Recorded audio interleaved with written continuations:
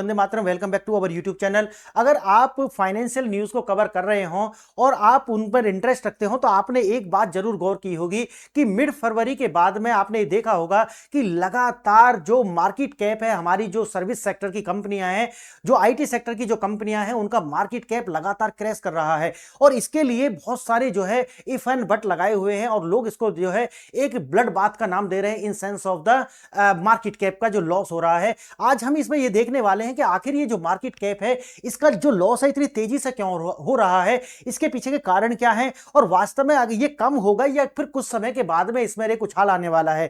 तो वास्तव में ये एक सिचुएशनल गिरावट है, ये एक परमानेंट गिरावट जो है देखने के लिए मिल रही है। और साथ ही साथ आज हम इसमें ये भी देखने वाले हैं कि आप अपनी अगर स्किल्स में अगर आप अपग्रेड नहीं करेंगे तो आप समझ लीजिए कि आप आउटडेटेड हो जाएंगे। और ये एक नियम है कि हर 10 साल में जो है आपको अपनी जो स्किल्स हैं उनको अपग्रेड करना होता है। अगर आपने अपनी स्किल्स वही रखते हैं, वही स्किल सेट आपके पास है, तो 10 साल के बाद में वो आउटडेटेड हो जाएंगे और फिर आपको मजबूरी है वो बदलना पड़ेगा। प्रकृति आपको पुश करेगी ऐसा करने के लिए, ये समझिए।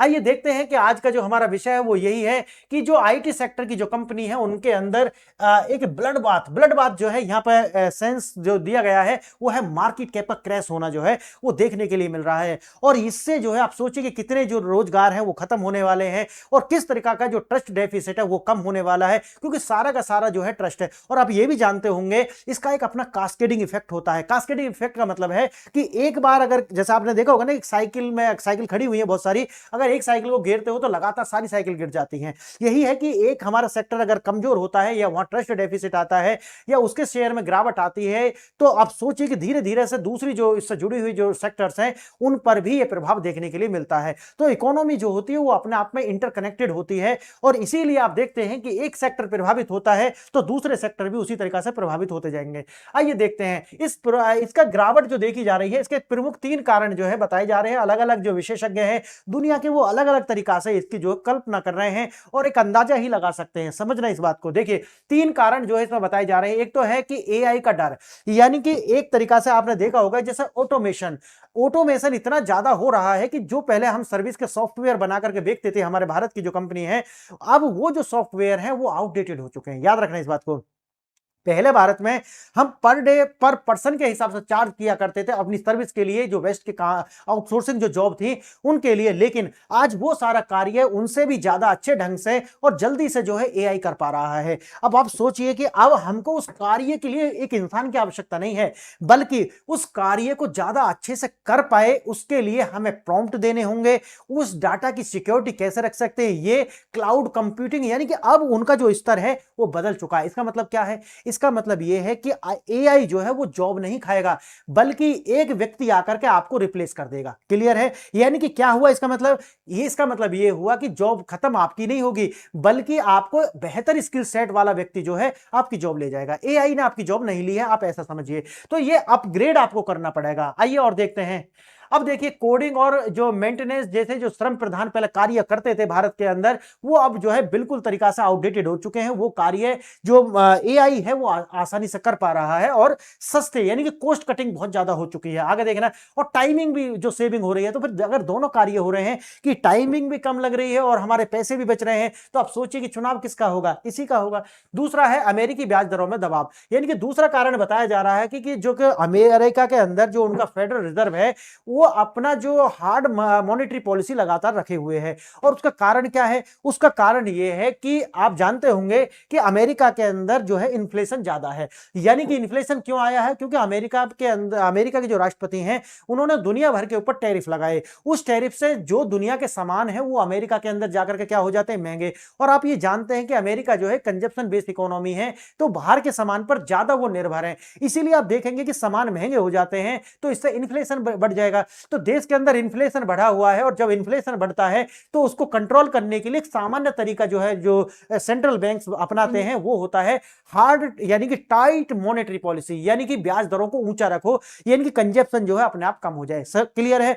तो ये जो ऊंची ब्याज दरें हैं इसकी वजह से जो लोग हैं वो खर्च करने से डर रहे हैं। समझ गए मेरी बात? तो अब जो लोग हैं वो खर्च नहीं कर पा रहे हैं, इसीलिए जो है हमारे यहां पर जो क्लाइंट्स हैं उनके साथ में बार्गेनिंग हो रही है और खास जो है जिस तरीका के रेवेन्यू पहले आता था उस तरीका का अब विश्वास जो है भारत में नहीं दिखाया जा रहा है। आगे देखते, तीसरा कारण बताया जा रहा है बिजनेस मॉडल का संकट। इसका मतलब यह है कि सस्ते श्रम जो है पर आधारित जो भारत की पुरानी आईटी मॉडल यानी कि वेज आर्बिट्रेज जो होती थी, अब वो जो मॉडल है वो बिल्कुल जो है पुराने हो चुके हैं और उनको जो है रिप्लेस कर चुका है एआई।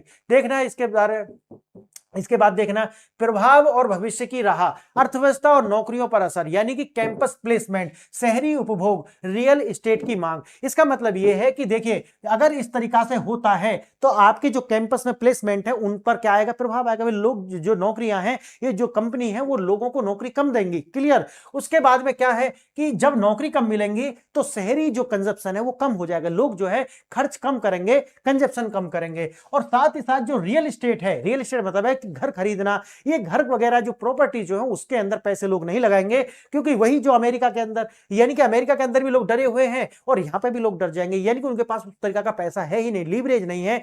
इसीलिए हो सकता है कि धीरे धीरे अर्थव्यवस्था जो है एक अलग तरीका के जो विशेष साइकिल के अंदर चली जाए। स्किल अपग्रेड और अनिवार्य आवश्यकता, जो मैंने आपको शुरू में बताया कि देखिए आपको स्किल तो अपग्रेड करनी पड़ेगी हर 10 साल के अंदर। याद रखना, ऐसा नहीं है कि अभी अब तो ठीक है हम एक बहुत बड़े जो ट्रांजिशन फेज से गुजर रहे हैं, लेकिन आपको लगातार हर 10 साल में, याद रखना हर 10 साल बाद आपको अपनी स्किल अपग्रेड करनी पड़ेगी। अगर आप नहीं कर पाते, समय के साथ आप नहीं चल पाते, तो फिर आपको कोई दूसरा व्यक्ति आकर के रिप्लेस कर देगा, सीधी सी बात है। आइए, केवल इंजीनियर नहीं बनना है, अब आपको नए तरीका की जो स्किल सेट्स हैं उनकी आवश्यकता होगी। उदाहरण के लिए जैसे क्लाउड कंप्यूटिंग हो गया, एआई साइबर सिक्योरिटी, इस तरीका के जो है उन पर आपको महारत, और जैसे कोडिंग वगैरह है तो कोडिंग अब पुरानी वाली तो नहीं चलेगी, अब आपको प्रॉम्प्ट लिखने आने चाहिए, यानी कि जो एआई है उससे आपको काम लेते आना चाहिए और अच्छा से अच्छे रिजल्ट्स आप प्रोड्यूस कर पाए, इसमें आपकी जो स्किल होनी चाहिए, ये जरूरत है आज की। देखिए अब केवल इंजीनियर होना काफी नहीं है, क्लाउड, एआई और साइबर सिक्योरिटी नए कौशल जो है वो सीखने होंगे और उन्हीं से आपको जॉब मिलने वाली है। आइए देखते हैं, एआई प्लेटफॉर्म मॉडल की ओर बदलाव है, लेबर सप्लाई जो है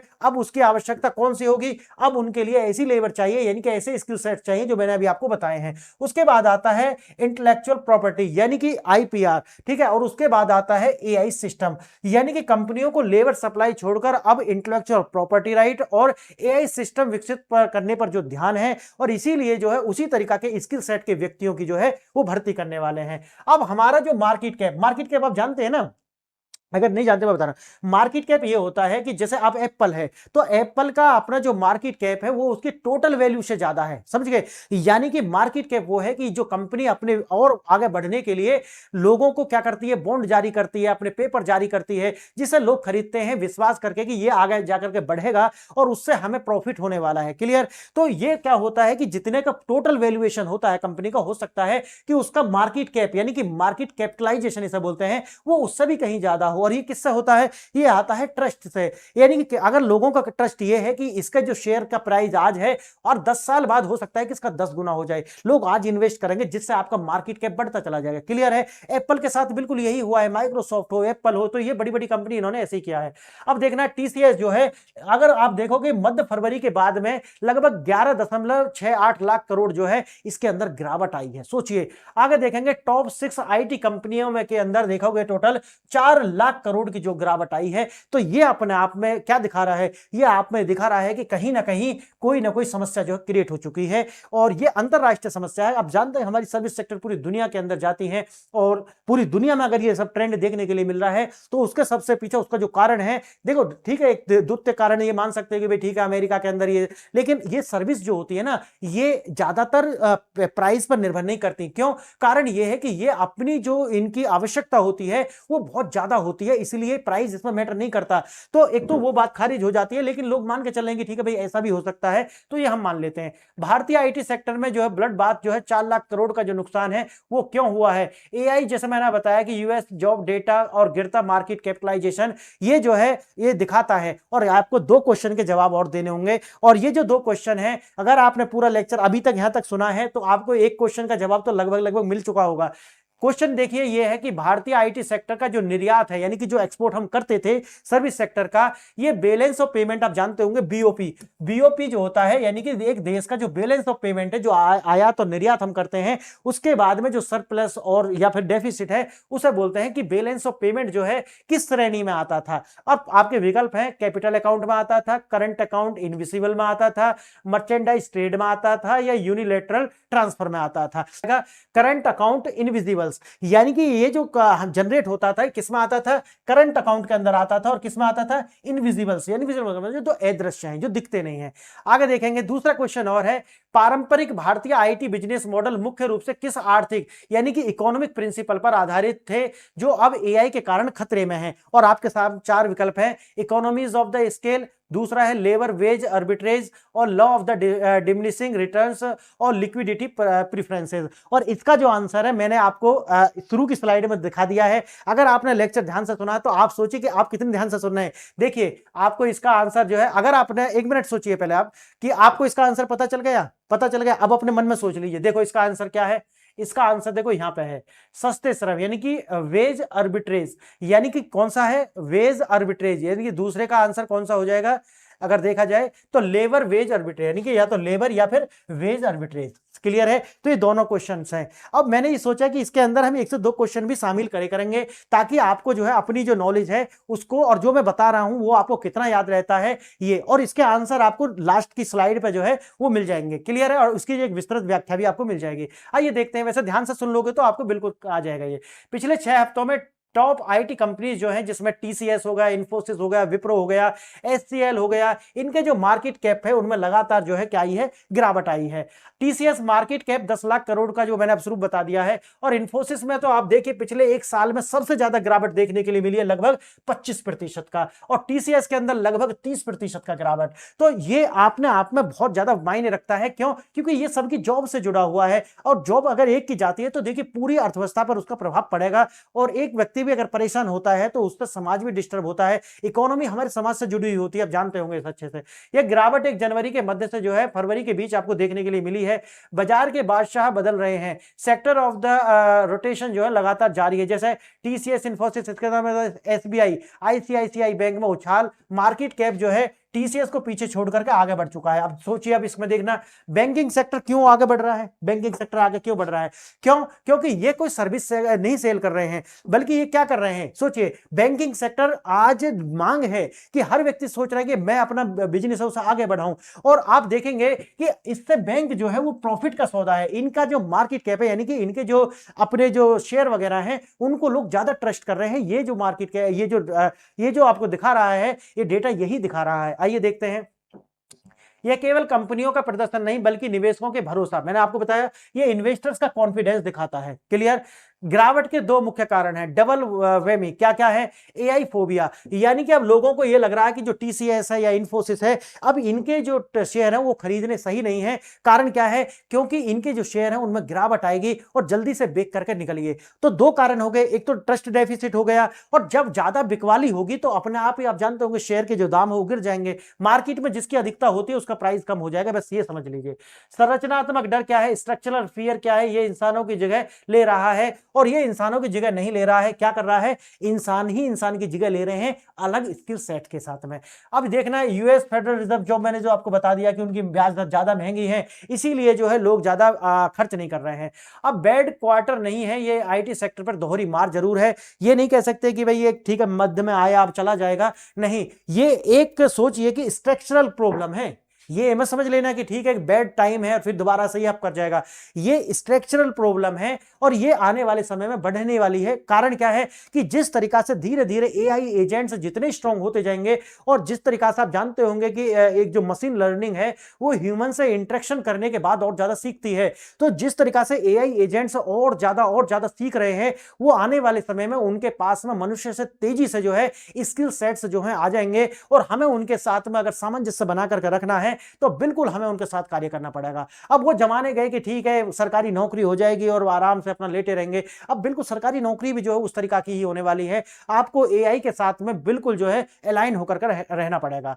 ओल्ड रियलिटी यही है, पहले हम आईटी कंपनी जो थी वो मैन पावर और आवर्स के हिसाब से जो है पैसा चार्ज किया करती थी और लोग हमारे कार्य कराते थे। अब क्या है, अब आपको चाहिए एआई कोडिंग चाहिए, टेस्टिंग, डॉक्यूमेंटेशन, यानी कि प्रॉम्प्ट में आपको महाराजा बनना पड़ेगा। यानी कि मशीन से आप ज्यादा से ज्यादा कार्य कैसे ले सकते हैं, जैसे ऑटोमेशन, टेस्टिंग, कोड जनरेशन, ये सब आपको आने चाहिए। आज सब कुछ बदल चुका है। लेबर आर्बिट्रेज का अंत हो चुका है और लेबर आर्बिट्रेज वही थी कि जो विदेशों से हमको जो है एक तरीका से ऑफ सोर्सिंग जो करते थे अपनी जॉब का, वो हमको मिलती थी और उनसी से हम पैसा कमाते थे। अब है ये विश्लेषक का अनुमान अगले 3 से 4 वर्षों में जो है रेवेन्यू 9 से 12% गिर सकता है। एआई प्रोडक्टिविटी बढ़ रही है लेकिन मैन पावर की जो नीड है वो खत्म हो रही है। लेकिन मैन पावर की जो नीड है उतनी संख्या में नहीं बल्कि अलग स्किल सेट के साथ में जो है वो बढ़ने वाली है। US job data strong, no data cut जो मैंने आपको शुरू में बताया, ये कारण बताए जा रहे हैं लेकिन मामला कुछ और भी है। 50 से 60% रेवेन्यू अमेरिका से आता है और वह मजबूत जो है इकोनॉमी जिस तरीका से उनकी है, यानी कि जो उनका जो ब्याज दर है वो महंगी है, इसलिए बता रहे कि स्पेंडिंग नहीं कर रहे हैं। लेकिन मसला मैंने आपको बता दिया क्या है, वैल्यूएशन करेक्शन ये भी है कि पहले जो इनके जो शेयर्स थे उनको ओवर प्राइस करके जो है दिखाया गया था कि मार्केट के बढ़ा हुआ दिखाए। लेकिन क्या ये वो सच्चाई है, ये भी देखिए आप समझिए इस बात को कि ये माना जा रहा है कि देखिए ये जो आईटी सेक्टर है इनका पहले से ही जो इनके जो शेयर्स थे वो पहले से ही ओवररेटेड थे, तो उनका वैल्यूएशन पहले ज्यादा था। अब वैल्यूएशन ज्यादा होने की वजह से वो नीचे आ रहे हैं, क्यों? क्योंकि वैल्यूएशन उनका कम हो रहा है, इसीलिए जो स्टॉक है वो लगातार नीचे जाएंगे। तो एक ये भी कारण हो सकता है, लेकिन देखते हैं इसको अभी। अगर ये स्ट्रक्चरल प्रॉब्लम, मुझे तो लगता है स्ट्रक्चरल प्रॉब्लम है, नहीं तो ये जो है रिकवर कर जाएगा आने वाले समय में। अब देखना कंपनियों की जो ग्रोथ है अब सिंगल डिजिट में आ चुकी है। जब ग्रोथ धीमी हो रही है तो दाम ऊंचे हो, तब छोटी सी नेगेटिव खबर भी जो है स्टॉक्स को गिरा देती है और यही समस्या क्रिएट कर देती है। Legacy BPO and coding AI system के साथ आपको इंटीग्रेट करना पड़ेगा, अन्यथा तो आप पीछे रह जाएंगे। थ्रेट क्या है, लो एंड कोडिंग जॉब जो बिल्कुल खत्म हो चुकी है, बीपीओ बिल्कुल खत्म हो चुके हैं, आउटसोर्सिंग वो भी खत्म हो जाएगी। लेकिन हमको क्या करना होगा, अब एआई के साथ इंटीग्रेशन करना होगा, क्लाउड माइग्रेशन, डेटा सिक्योरिटी, इन सबकी जरूरत होगी। अलग तरीका के स्किल सेट्स हैं, ये आप करेंगे तो आप आगे बढ़ते रहेंगे। एआई सिस्टम इंटीग्रेटर आपको बनना पड़ेगा। अगर आप ये इस तरीका के जो सॉफ्टवेयर है वो ही डेवलप करने पड़ेंगे। अब तक हम क्या है अलग तरीका के सर्विस प्रोवाइड कर रहे थे, लेकिन अब क्या करेंगे, एआई सिस्टम इंटीग्रेटर। एआई के साथ जैसे एजेंट तैयार करते हैं ना, तो अलग तरीका से सोचना पड़ेगा। एआई को भी अगर एक ना समझ व्यक्ति भी है जिसको बहुत ज्यादा प्रॉम्प्ट वगैरह नहीं आते, उसको ऐसा सॉफ्टवेयर देना पड़ेगा कि बस वो सामान्य बात भी कह दे तो उसी से वो एक अलग तरीका के हाई लेवल की जो प्रॉम्प्ट है वो लिख करके हमें हमारा एजेंट दे दे। हमें अब इस तरीका पर काम करना पड़ने वाला, समझिए इस बात को। तो कंपनियों को इस तरीका से काम करेंगे तो वो जो है दोबारा से जो है आगे बढ़ सकती हैं। शुरू में बता दिया कि भाई इस पर अगर आएगा तो रियल एस्टेट पर समस्या आएगी, रियल एस्टेट पर समस्या आने से जो है जॉब जाएंगी, जॉब उतनी मिलेंगी नहीं तो कंजप्शन समस्या आएगी। और फिर सरकार का जो आप जानते हैं कि सबसे बड़ा जो हिस्सा है वो बजट का वो आता है टैक्स से, और टैक्स पर सीधा फर्क पड़ेगा तो बाद में जाकर के टोटल जो इकोनॉमी है वो एक विशेष साइकिल में जा सकती है। यह सेक्टर हमारे सर्विस एक्सपोर्ट्स की रीढ़ था, लेकिन समस्या है सीखो या फिर बाहर जाओ, सीधी सी बात है। या तो आप स्किल करो या फिर पेरिस, पेरिस मतलब होता है खत्म होना, यानी कि या तो आप स्किल करो या पेरिस, या गायब हो जाओगे मार्केट से, इससे ज्यादा कुछ नहीं। अब सॉफ्टवेयर इंजीनियर नहीं चाहिए बल्कि एआई स्पेशलिस्ट की आवश्यकता होने वाली है और यह बनना पड़ेगा। सिर्फ इंजीनियर का टैग अब नौकरी नहीं बचाएगा। अब फ्रेश हायरिंग जो है वो कम हो रही है। Artificial intelligence, machine learning, cloud computing, cyber security, data engineering अपने आप को अपग्रेड करना पड़ेगा, अन्यथा आप इररिलेवेंट जो है हो जाने वाले हैं। तो ये बात बिल्कुल ध्यान रखनी पड़ेगी। और ये मैंने आपको बता दिया, पहले क्वेश्चन का आंसर हमने बताया था कि करंट अकाउंट इनविजिबल से आएगा, और दूसरा क्वेश्चन है आपका कि ये जो है आपने बता दिया था लेबर या फिर वेज आर्बिट्रेज से आएगा। तो ये दो क्वेश्चन थे, एग्जाम के लिए बहुत महत्वपूर्ण है और यूपीएससी या फिर स्टेट वगैरह के एग्जाम में इस तरह के क्वेश्चन पूछे जाते हैं। फ्रेंड्स बताइए कि लेक्चर आपको कैसा लगा। अगर आपको इससे कुछ भी सीखने के लिए मिला है तो चैनल को लाइक कीजिए, सब्सक्राइब कीजिए और लाइक कीजिए, सब्सक्राइब कीजिए। जय हिंद, जय भारत।